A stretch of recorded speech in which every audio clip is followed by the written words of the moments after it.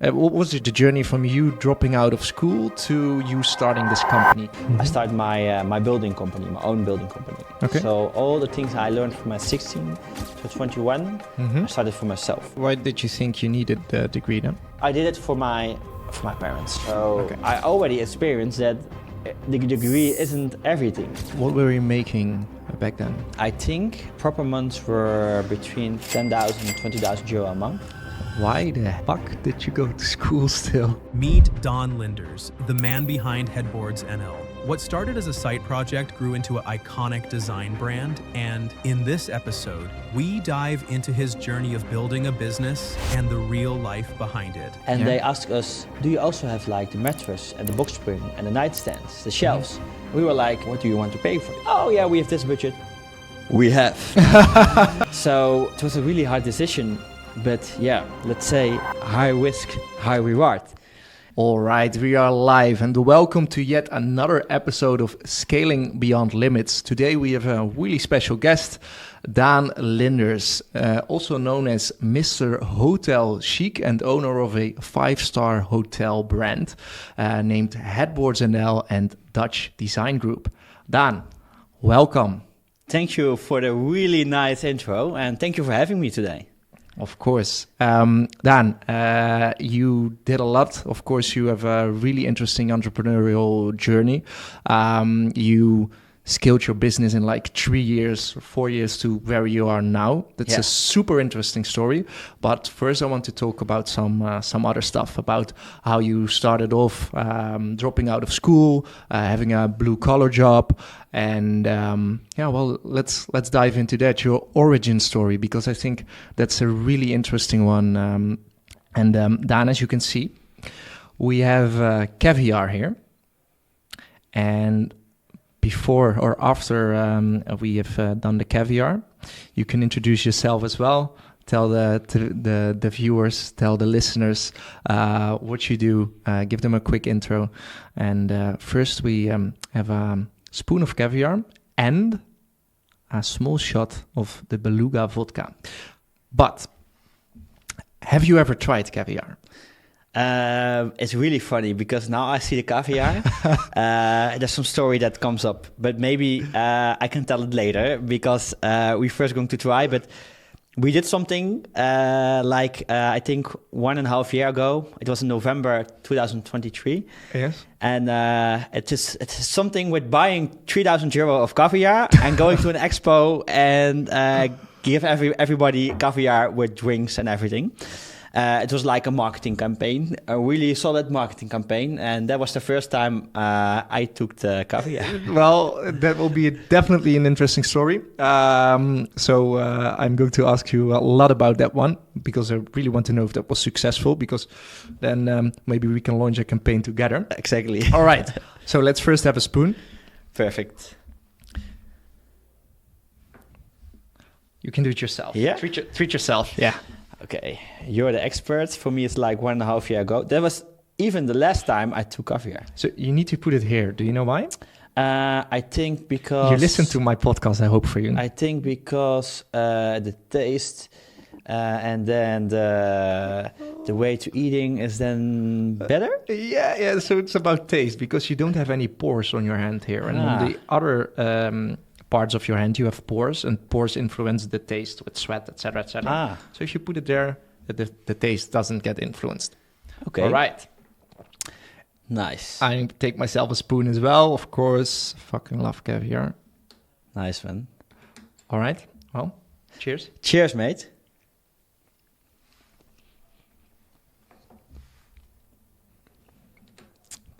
It tastes every time very, very good. It's nice, right? It's really nice. I also like it when they do like that small caviar on the food, like salmon or pancakes. On the pancakes with creme fraiche. Yeah. Oh, I can. That's perfect. Yeah. Yeah. I can remember we had an event in our showroom where we gave the customers like a small present, like they can buy and then they get a drink, some pancakes with caviar. They are surprised, because we like the Hotel Chique vibe. But cheers. Cheers.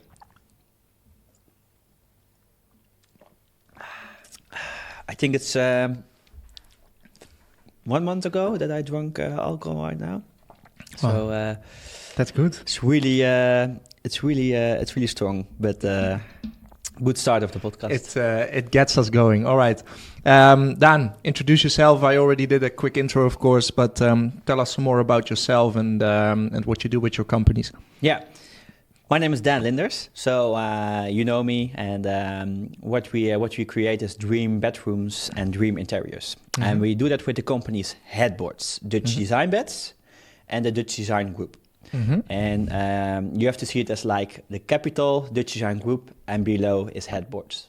All right. But Headboards is the hotel luxury company, and I started 3.5 years ago. This now the 4th year. And it's really pleasure, and I'm really grateful for it every day to making steps in that beautiful hotel luxury niche. Why did you choose for a niche like this? Because it's kind of specific. Do you come from a family who are in the hotel business, or? Yeah, it's really nice to get that question really lot of times, because even here in Marbella. When I show to someone what I do, they already thinking family business. You got it from money. You got it from your father. You got it from your grandfather or mother. No, started from the bottom, starting from scratch, like it was somehow here in the mind, and I believed in something. And together with our super grateful team, partners, we are now on the stage of the bigger bedroom specialist in the Netherlands. But to come back on your question, it's a really big niche, it's really small niche, but the potential is really big. And what we did like 3 years ago, we saw in the Netherlands that there was like really big waiting times, but also value for money. The value for money was at that time was like how the market was. Till we came in the market, we gave more value for your money. So you have a normal bed, same bed as the neighbor, different colors, and it's not a happening. You just buy a bed, you want to sleep, and that's it. But the bed, but isn't the bed just like something where you need to sleep on? Or? Yeah, you can see both ways, and you have customers that have that vision, and they buy a bed by another company. But our customers are people that like the finest things in life, like the service that you get if you go to a restaurant here in Marbella. You get the ice with the lemon. They put like the cabinet serviette below it, and they ask you if you're okay, and you say, "I'm okay, thank you." That's exactly what we give in the experience in the. So, is it kind of similar to someone who says, "Okay, I only see a car as something to transport me from A to B," and you have a different type of customer who says, "Oh, driving is like an experience to me, and when I open my garage door, then I have a great feeling every time I step into my car, and then I switch the key, and when I hear the engine, I get a smile on my face." Is that a little bit the same kind of customer that buys a bed only to sleep on, and that buys a bed to have the experience? Yes, exactly what you now say is a touch point, because we have like different type of customers, Birkin bag or high performer with the Whoop band, Apple Watch, but also car lovers. And we have several car lovers where we did something great for. So to not hop on to that topic, but one time we bought like the Bentley leather for, I can say, but I have to be quiet about it, for the Bentley owner garage. And we put the Bentley leather from the Bentley car on his bed. And that's amazing. He said, "We can make a deal if you can find the Bentley leather." And I was like, "Oh yeah, it's gonna be hard," but I already knew that I could get it. And then I get the Bentley leather, like original. Yeah. And he couldn't get it, and then it was on his bed, and then we had the deal. But that's amazing. To give a good answer on that, we have like several customers that like that quality of cars and want that experience back in like other services, but also high performers that want a good mattress because they want a good rest, but also like minimalistic, good cleaned up bedroom. So what we do, we create like feng shui. Yeah, what? Feng Shui. Yeah, know, yeah. yeah. 100%. And what we do, we doesn't sell normal bedrooms. Mhm. We look with you, to your wishes. So, do you have been to a hotel? Do you have been to Tulum? Do you have been to Dubai? Mhm. And you like that? Then we are the company that help you with that design in your home, but not for a really more bigger price than a normal bed, because we can level it up. So you can That's imagine. interesting. That's interesting. It sounds to me like that's something that's really hard to scale because it's very much customized. So I'm going to ask you a lot about that because I'm really interested in how you can scale like a 100% custom-made product, how you can then create something on the scale that you do. And I have customers in Marbella opening shop here and in Dubai. But first, let's talk about your origin story because you've told me once that you dropped out of school. Can you tell me how you began? What was the journey from you dropping out of school to you starting this company? Can you take us with me? Yeah, so I'm from the south of Netherlands, and there is where I grew up, and a really stable family. How old are you? I'm 28. 28. Yeah. So some people say when they speak to me that I'm older. Some people say that I'm younger, but it's 28. All right. So I grew up in the south of Netherlands, and my backstory, my family was always very good company. I have some roots in the Caribbean and some roots in the Netherlands, so combined. And when I was younger, my parents split, so they divorced, and from that point, I had to grow up. I had to be standing up for myself, for my brother, my sister, and from that moment, I think I create some vision that I will be carrying the boats and will leading the family. And the most important thing for me was that I will be an inspiring for my brother and sister, so that they can see even what happened with the parents and the whole story, that there is a really big potential in life. That's motivation, right? I will show them, Yeah. and I don't do it for them. I do it for myself, my brother, my sister, and to make people that love me, to make them proud. And there's one quote that I always speak about.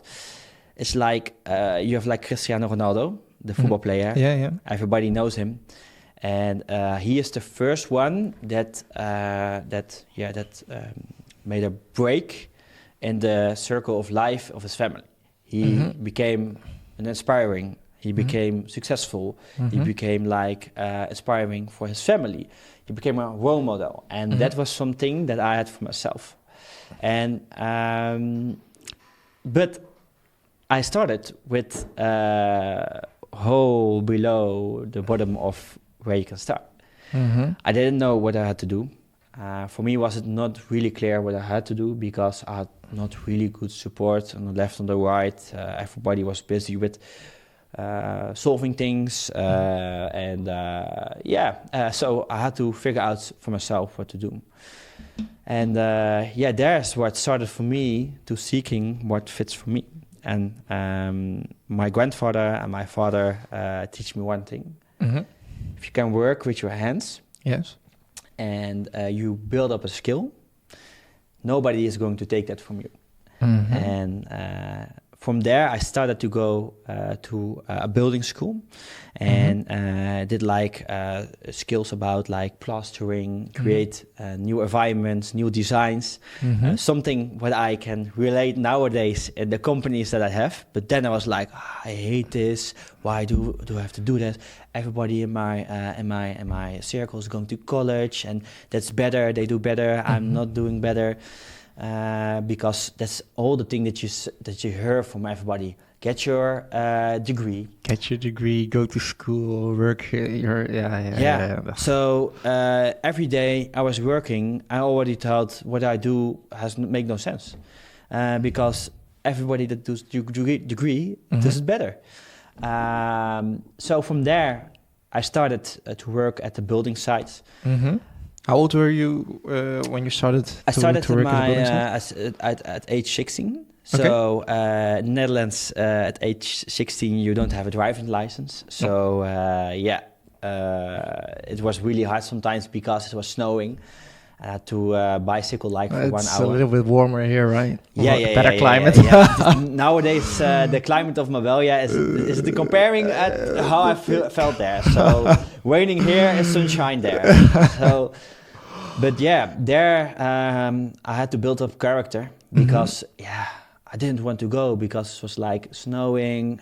The work wasn't good. It was a little bit crisis in the Netherlands at that time. So you had to work, but it was not that you get developed really well. The salary was like really, really low. But I knew that I had to do it because there was something where I could develop myself in. And I got some support always from my grandfather, my grandmother. I was the oldest one for my brother and sister. So I want to show them that everything is possible, and I started in the construction working. And how was it working there at 16 years old with probably like old people that were one way older than you, maybe didn't have the ambitions that you had? It is really really difficult to explain, but you have to imagine that you're a young kid and you are there with your full energy and you want to learn something, you want to elevate, you are there for a mission. You want to know how that job works, you respect them, and you want a good teacher. And at the beginning, I didn't have really good teachers. So it was for me really difficult to find a nice connection. Because they were very old and they are like at the end of their career.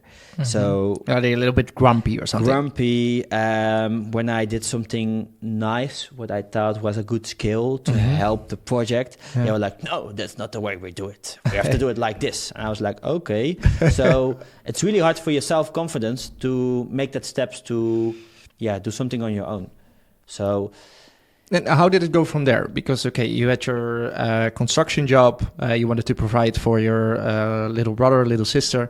You wanted to be an example, an inspiration. But like you said now, working at the construction job, of course, you developed a skill. But that wasn't your way of being an inspiration, right?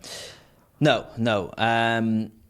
At that moment, I worked at a construction job and the building jobs. And then there were two moments. One moment, I had to go with some guy for 1 week. And he was my new colleague. And he was crazy. So, crazy? Yeah. He was really crazy in the way of... we were working and he has like his ghetto blaster music box. And you can put on music like normal. But if your ears are bleeding out, it's fucking horrible for the whole day to work. And but I'm younger. He's like the older one, so I don't going to say things about that to him. So the music was like the whole week really loud. And then what kind of music? Like we say, like a hillbilly music in the Netherlands. It's nice when you have one beer for 1 hour, but hold the day and really hard, and someone that's yelling next to you and shouting to you. That was not really nice. But the thing what I had there, some realization moment, was when I had the break, the lunch break. Oh, yeah. And it was really cold, and you were sitting there like with your head on because it was cold, and this was an empty house, so you had to sit on the floor. And at some moment, that was the rest moment for me. So had my bread, eating my bread for 30 minutes, and then.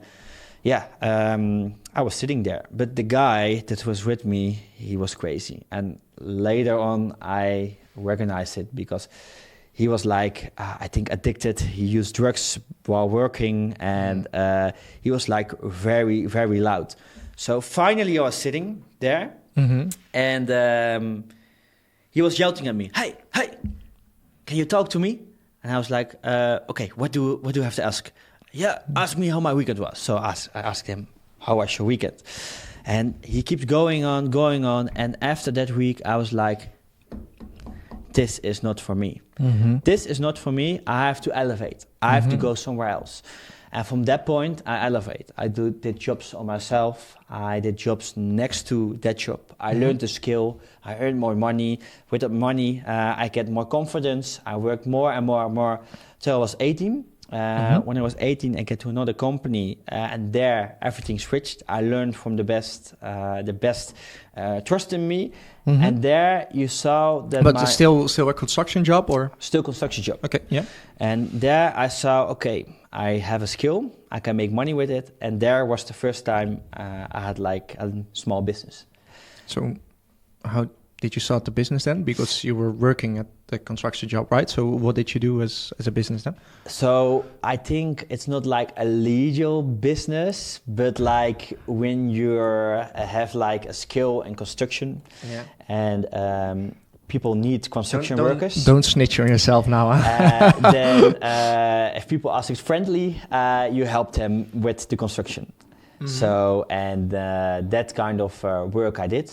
And 3 years later, when I grow as a person, I did some other side jobs.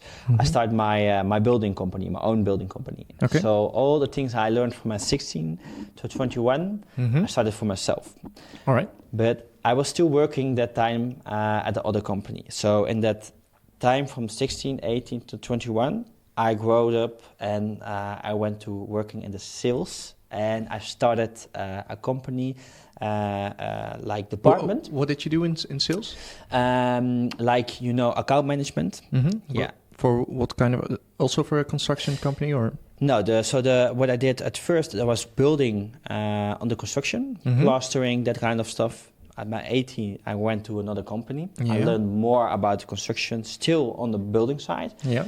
But then after 18, I think on my 19, 20, I went to a company that sells building materials. And I already had the knowledge, but I already knew, and everybody on the building side said, you're not for here.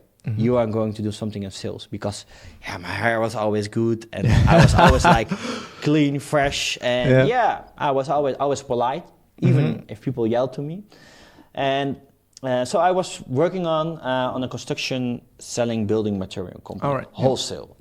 And there I learned how to set up a new department. So I opened a new department for them in the niche that I know the best.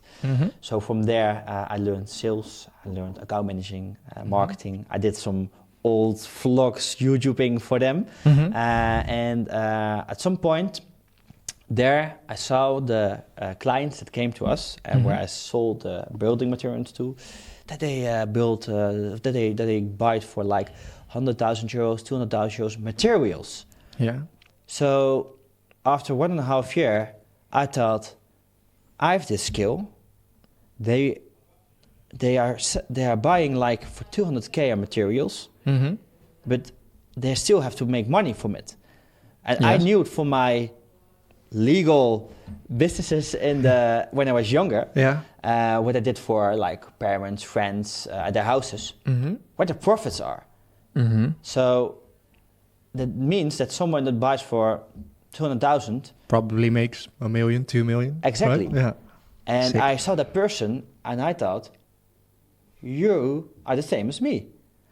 You're a lot older, but I know the same things because I have the knowledge, I have the experience. So maybe it's a good idea to start my own business in this. So from there, I started my first own business. Yeah. Legal with like the like a proper business instead LLC, of doing like like a BV, whatever how you want to call it. And I start to get on the new building houses from people. And the company is a company named Detail Projects. And from there, the branding and the marketing journey started for me. Because Detail Projects was the Detail. Yeah. Detail projects. Exactly, Detail. So that was the big company of the name, but we had like different niches. So we had like detail painting, detail plastering, and detail flooring. Mm-hmm. And then you had like one-stop shop for your new building house. Okay. So I was starting with that, and I still had my job, so I had to make a choice to quit and to go further with the company. And but there was still one thing. I did also the degree, education. Why did you think you needed the degree then? Yeah, what I said like in the beginning of this podcast. Around me, a lot of people did like the education, and I was like the construction worker, and the future was not bright. And I looked up to them because they did the degree. And for my house, for my parents, they said, yeah, it's important to have your degree. And I was like, okay, I think also that it's important. But yeah, I already experienced that the degree isn't everything. But did anyone ever ask you for a degree when you did the work for them? No, Of course not. No, so maybe I already knew it, but I did it for my parents. So I think they would be very proud when I did it. So I started it, and it was like an evening school.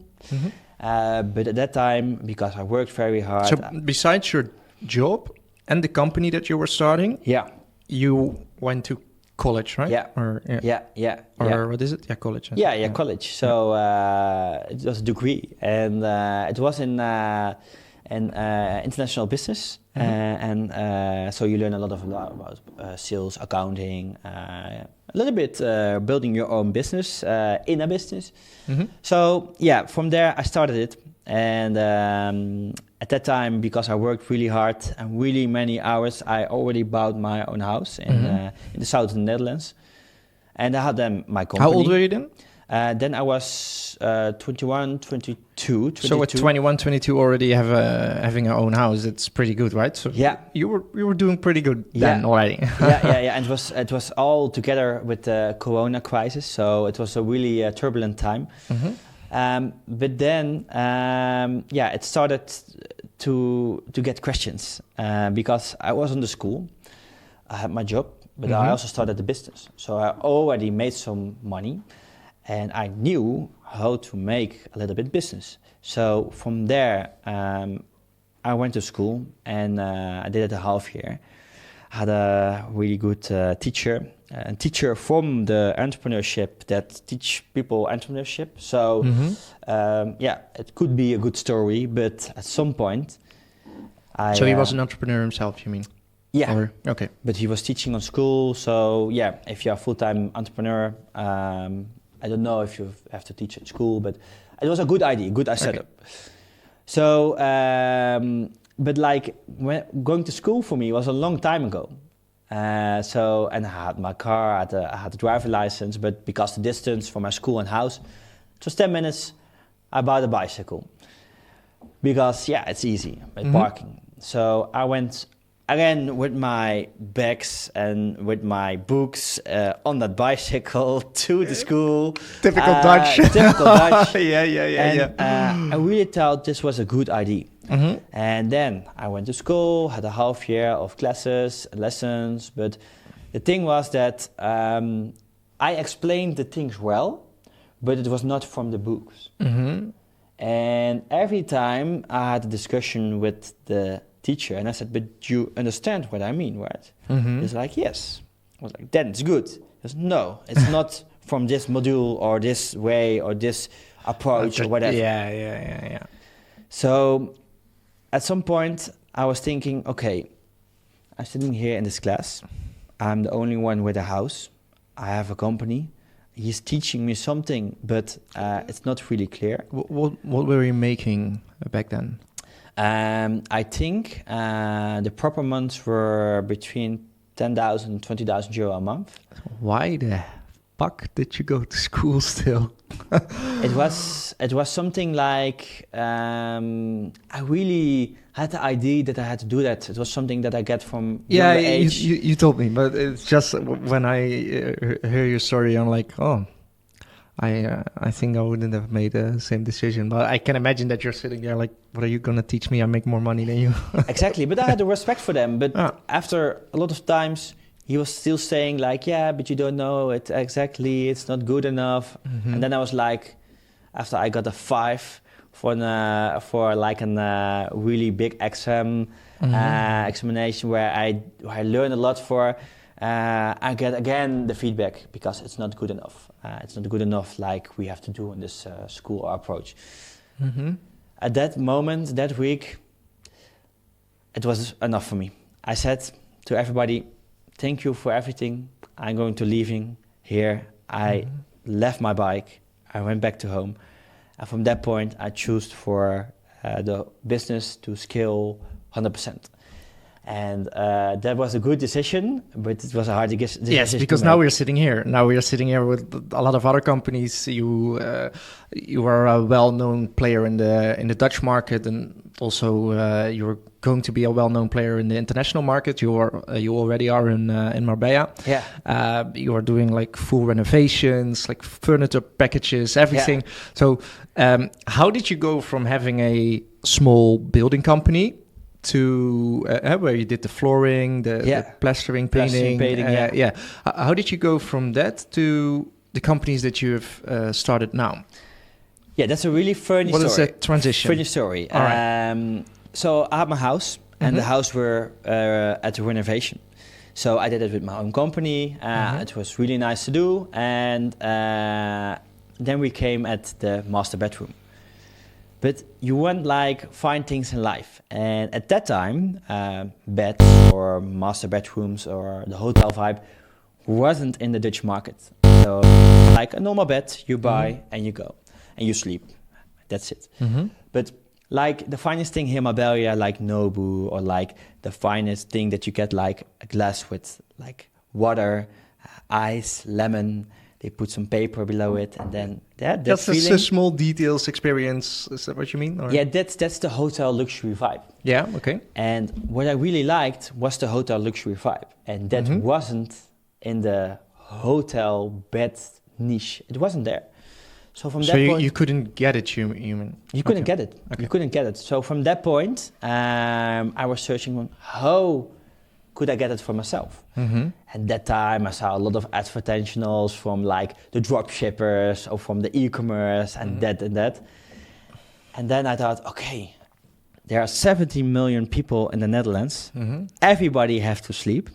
So everybody likes hotels. Why we can combine it together and make a brand?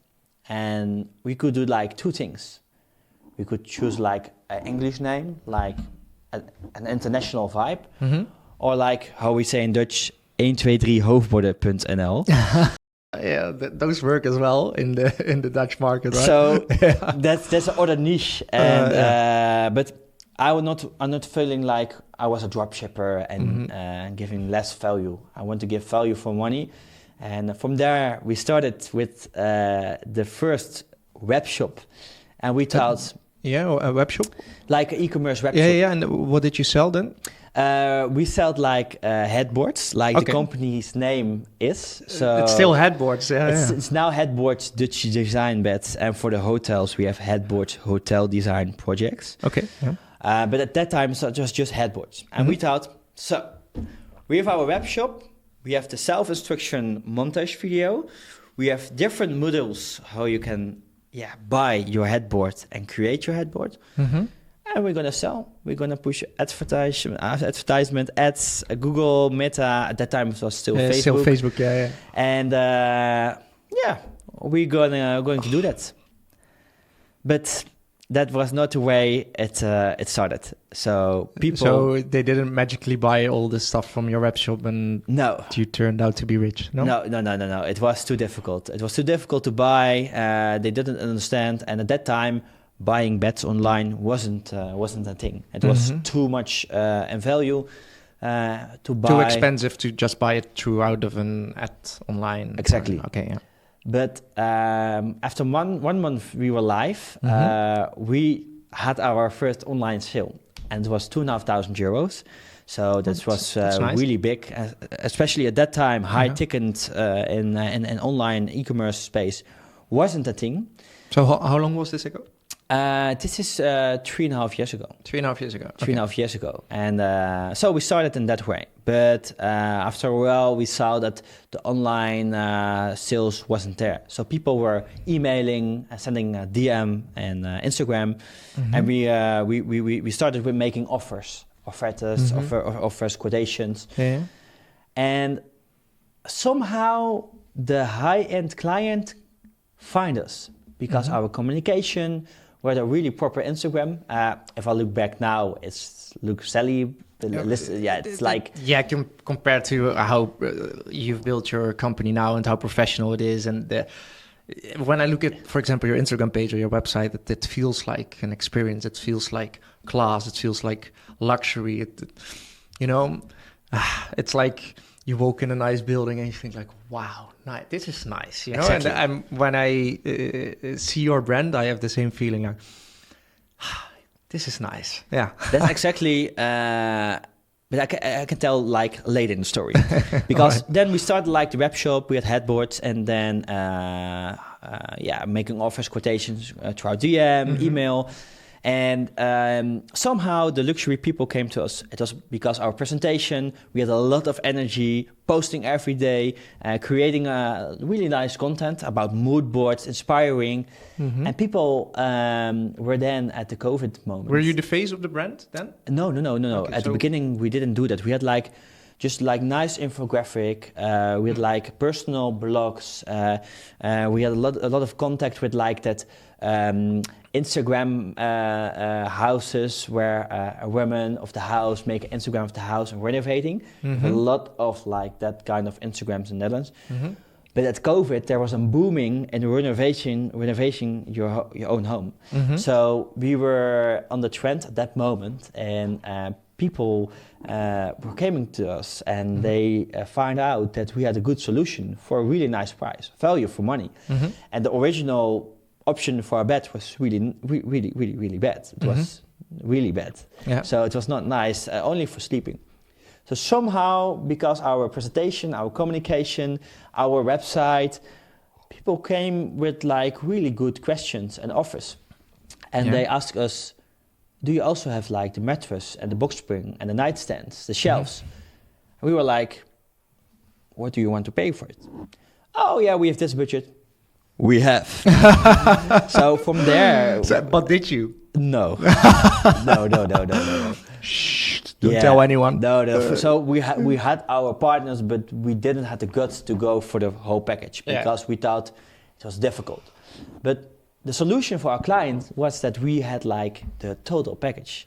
And nowadays we do from carpets, lamps, custom lamps, floating beds, Alcantara, nice blankets, the hotel Bentley leather. Bentley leather, the complete bedroom. Also for hotels, we deliver. But at that time, we had to find out the qualities and the good partners. And at the beginning, we worked with production partners, and 1.5 year later, we started with our own production, and that was also a really nice step. But that clients came, and they still were asking a lot of more things, and then someone said this: I bought my bedroom by Headboards, the brand Headboards, and we were like, wait, what did he say? I bought my bed by the brand Headboards. And we were like, the brand Headboards. But we saw ourselves as the web shop Headboards. Because we started with the web shop Headboards and we provide headboards. And that moment, everything switched. That was the big switch in our business. And when was this? This is 3 years ago? Or? It was I think we started for 1.5 year, and I think after 5 till 7 months, someone came with it. And then we are like, wait, if we are a brand, we have to do it a whole different way. So we started with branding guidelines. We did a rebranding. Our name was like Did you do this all yourself, or did you have a marketing team? Or No. At the beginning, everything came from ourselves and our team. So we had really quick, and I think 6 months, the first employer, first partners, and together with really a lot of hours, we create the designs. But we did the designs in Canva. We did by ourselves because we were also really specific. So we tried to work with companies to give advice, but then the work that they did was not good enough, so we did it on ourselves. Okay. So we had really wide vision how we had to presentate ourselves. So from there, people say you are a brand. So we started to live like a brand. So like Louis Vuitton, the bigger brands like Moet Chandon, we started to get the nice signing of the logo. So we made a classic H from Headboards in the hotel vibe. Est the starting year. Established. So that was really nice. And then we add Dutch design beds because we are a Dutch company and we create design beds with nice headboards. So everything came together. And from that point, we started to come out as a brand, made collections. And this is a further story because I think I never told it to someone. But after 8 months, 1 year, that high-level client wants to see everything. But from that point, we give them advice, sold mattresses, box springs, and sold whole beds and mattresses from 5,000 to 10,000 euros. Yeah. Without a showroom. So. Right. So all from online, or online? Did you have an office that they came to? Yeah, with the office, but it was you better couldn't came there because we're presenting ourselves the big company. The big company, and then you have this. Yeah, so I under rented it for my father because it was COVID and he has to work at home. So, but further story is that our client often ask a showroom, and then we were thinking about what could do a showroom for us if we have a big space with experience like a hotel. And then we saw a good location. It's a location where we nowadays still have our showroom and now expanding. So it's like an experience center? Yeah. Or more like only experience a showroom? center. Because there is a difference in here's my product, have a look. Or they come in and it's an experience center, right? It's really experience center. So when you drive to the experience center, we always say also experience center. Then you have reserved parking with our logo. You have 8 spots, free parking. It's really. And where is it for the people who want to visit? For the south in Netherlands, it's in 's-Hertogenbosch. It's a 50 minutes drive from Amsterdam. And a 40 minutes drive from Rotterdam. And if you live in Belgium border, it's half hour, 50 minutes. But so we start elevating, and we were positioning, had the proposition as our brand. But then people ask, I want to see the stuff, and I have interest in this, and I have this budget to buy something with. And we're like, wow, that's really nice. If we could create a place for them to come by and to see and to feel them what materials could do for them, it will be very nice. But we had no investor, with only our own money that we earned from stacking and have low cost, a lot of hours in the company. And then we saw a really nice experience center where we nowadays still sitting. But the rent was 10 times the rent we had. Ooh. But our revenue wasn't 10 times the revenue. No. So it was a really hard decision. But yeah, let's say high risk, high reward. And I thought I can always sell my house and live in the experience center. Well, you have enough beds, right? You have enough beds. Yeah, that's one thing for sure. Somewhere, So I was with this vision. In 3 years, we're going to be like a hotel brand company.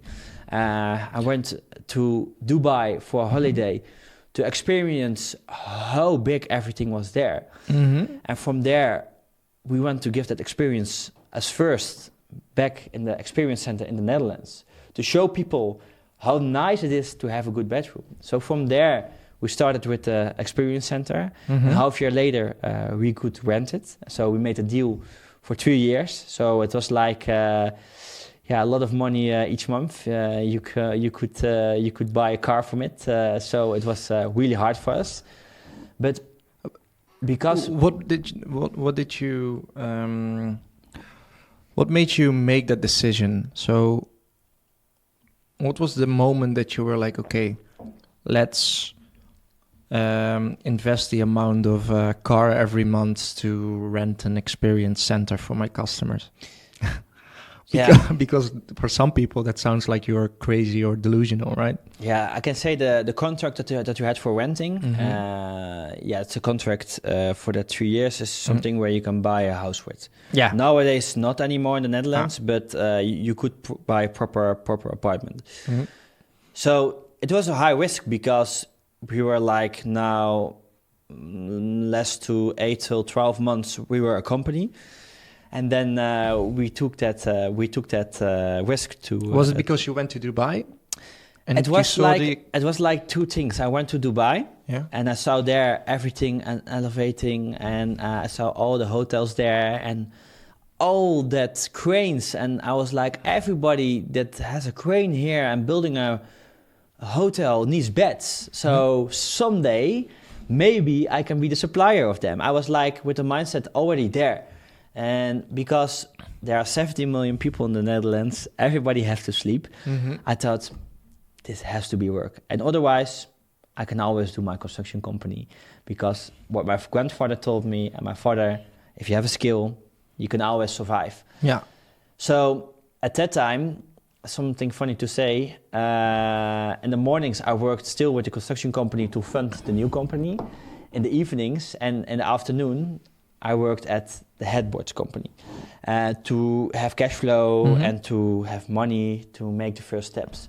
Because you can imagine filling an experience center from 500 square meters with custom beds, offices, inventory, and inventory. You could buy a Porsche GT3 from it. And we didn't have loans, we didn't have an investor. So that was really, really hard to stack everything together to get to the stage. So here comes the funny story. We had a showroom at the experience center, and at the beginning it was whole empty. So clients came there, and we had our fabrics, we had some chairs like this, a table, and then we were sitting here, and people came and. We were saying, we are now developing everything. So we had big renders everywhere on the walls, and this is coming here and that is coming there. And with our enthusiasm, people were like, "Oh, really nice! So you're so young and taking this risk, and we are impressed about this experience center hall with the glass of the entry.